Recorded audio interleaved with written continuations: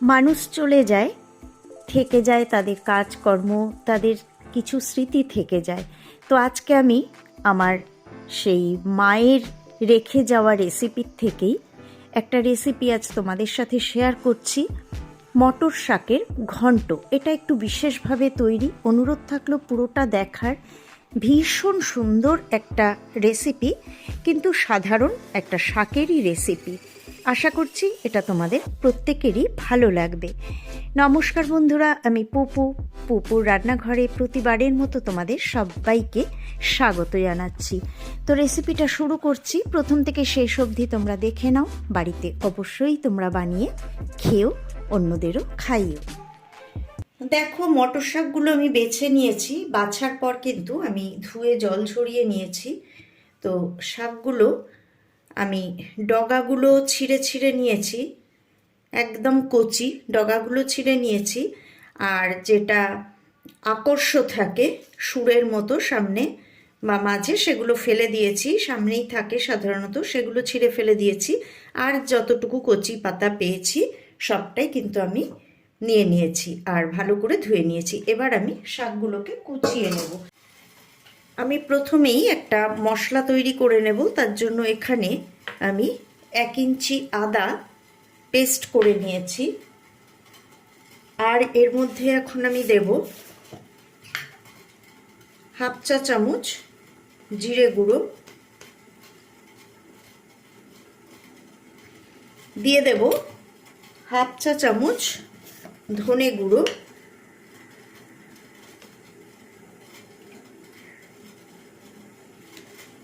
দিয়ে দেব 1/4 টিস্পুন হলুদ গুঁড়ো,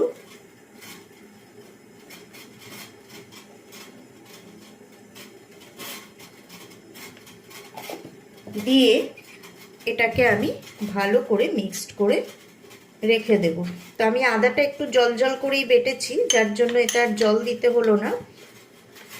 তোমরা যদি শুকনো করে বাটো তাহলে একটুখানি জল দেবে, দিয়ে এটাকে এইভাবে গুলিয়ে রেখে দেবে।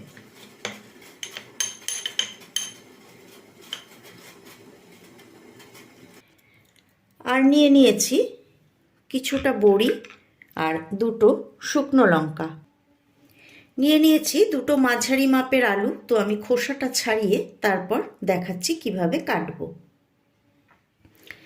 আলু দুটোর খোসা ছাড়িয়ে নিয়েছি, এখন আমি কিভাবে কাটবো একটু দেখিয়ে দিচ্ছি। তো আমার শাকের পরিমাণ বেশি, তাই 2টো আলু নিয়েছি মাঝারি মাপে। তোমরা শাকের পরিমাণ বুঝে নেবে। এখানে পরিমাণটা তো বলতে পারছি না, একটাই আঁটি, কিন্তু আঁটিটা বিশাল বড় ছিল। তো দেখো, এরকম সরু সরু করে আগে কেটে নিচ্ছি, নিয়ে তারপর এটাকে কিন্তু বেশ ছোট ছোট টুকরো করে নিচ্ছি। আমি দেখাচ্ছি কীরকম। আর তোমরা হয়তো ভাবছো আলু কেন, এই রেসিপিটাতে আলুই লাগে। শাকে কিন্তু সাধারণত বেগুন দিয়ে করা হয়, কিন্তু আমি যে রেসিপিটা করছি এটা আলু দিয়েই করা হয়, এতে বেগুন পড়ে না। তো দেখো, আমি পুরোটা পরে কাটবো, তোমাদের দেখাচ্ছি। এরকম ছোট্ট ছোট্ট করে টুকরো করে নিচ্ছি আলুগুলো। আমি গ্যাস অন করে গ্যাসে কড়াইটা বসিয়ে দিয়েছি, আর এর মধ্যে দিয়ে দিচ্ছি সর্ষের তেল। অল্প একটু সর্ষের তেল দিয়ে দিলাম বড়িটা ভাজার জন্য। তো তেলটা গরম হয়ে গেছে, এখন আমি বড়িগুলো ভেজে নেব। ফ্লেমটা লো করে দিয়ে অল্প আঁচেই আমি বড়িগুলো ভাজছি। দেখো, সব তেল টেনে নিয়েছে, কিন্তু আমি এর মধ্যে আর তেল দেবো না। এর মধ্যেই আমি বড়িগুলো লো ফ্লেমে নাড়াচাড়া করে ভেজে নেব। কারণ এটা দোকানের কেনা বড়ি, ঘরের বড়ি কিন্তু আমার এত তেল টানে না। দোকানের কেনা বড়িতে কি মেশায় তার ঠিক নেই, যার জন্য তেল প্রচুর টেনে নেয়। যাই হোক, দেখতেই পাচ্ছ বড়িগুলো ভাজা ভাজা হয়ে গেছে। আমি একটু এপিট ওপিট করে দিচ্ছি, কিন্তু তেল আমি আর দেব না, কারণ প্রচুর তেল টানে। এত তেল আমরা খাই না, একটু কম তেলই ব্যবহার করি। তো বড়িগুলো ভাজা হয়ে গেছে, এখন আমি বড়িগুলো তুলে নেব। একদম ছাঁকা তেলে ভাজলে যেমন হয় সেরকমটা অবশ্যই হয়নি, কিন্তু আমি এইভাবেই এটাকে ভেজে নিলাম। বড়িগুলো ভেজে তুলে নেওয়ার পর এর মধ্যে আমি দিয়ে দিচ্ছি আবারও তেল। এবার আমি 1 টেবিল চামচ মতো তেল এতে দিয়ে দিলাম।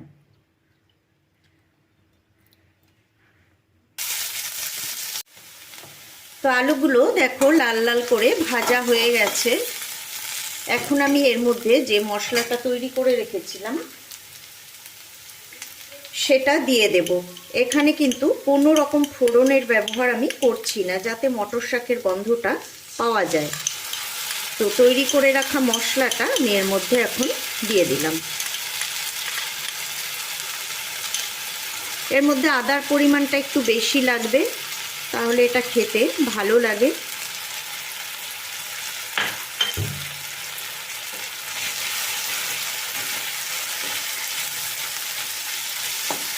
এবার এর মধ্যে দিয়ে দেব স্বাদ মতো নুন।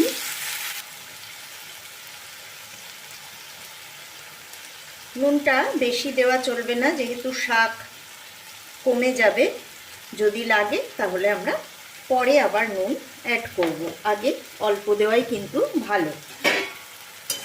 এবার ভালো করে আলুর সাথে এই মশলাটাকে আমি কষিয়ে নেব। আলুটা তো ভাজা হয়েই গেছে, মশলাটা কিন্তু একটুখানি কষাতে হবে। এখানে আমার একটা ভুল হয়ে গেছে, তো ভুল স্বীকার করতে কখনোই কোনো লজ্জার ব্যাপার না। তো যাই হোক, আমি শুকনো লঙ্কাটা দিতে ভুলে গেছিলাম, তাই মশলাটা যখন কষানো হয়ে গেছে এটাকে সরিয়ে আমি মাঝখানে আরও সামান্য একটুখানি সর্ষের তেল দিয়ে দিলাম। আর এবার আমি এর মধ্যে দিয়ে দেব শুকনো লঙ্কাটা।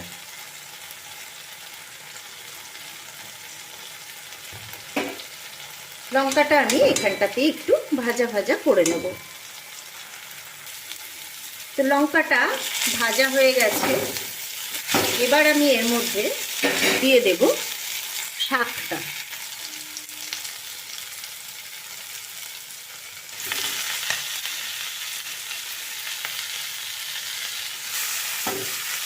এই রেসিপিটা বাড়িতে অবশ্যই ফলো করো, ভীষণ সুস্বাদু একটা রেসিপি।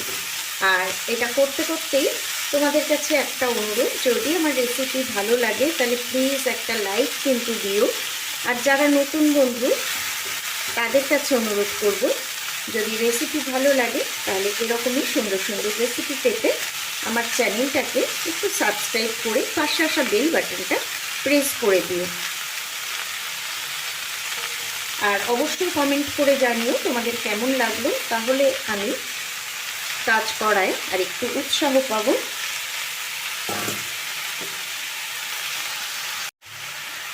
পুরো শাকটা দিয়ে দিয়েছি, এবারে আস্তে করে এটা নাড়াচাড়া করে ওপর নিচ করে আমি ঢাকা দিয়ে এটাকে রান্না করব।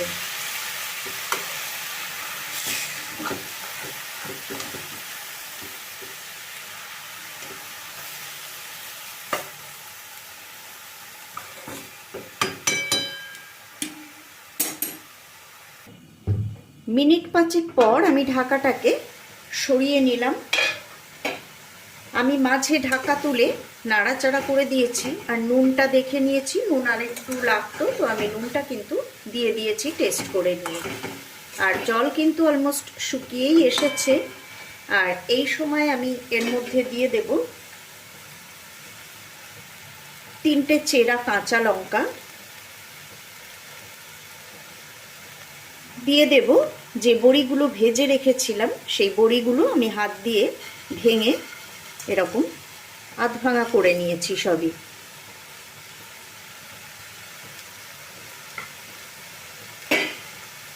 ভালো করে একটু মিশিয়ে দেব।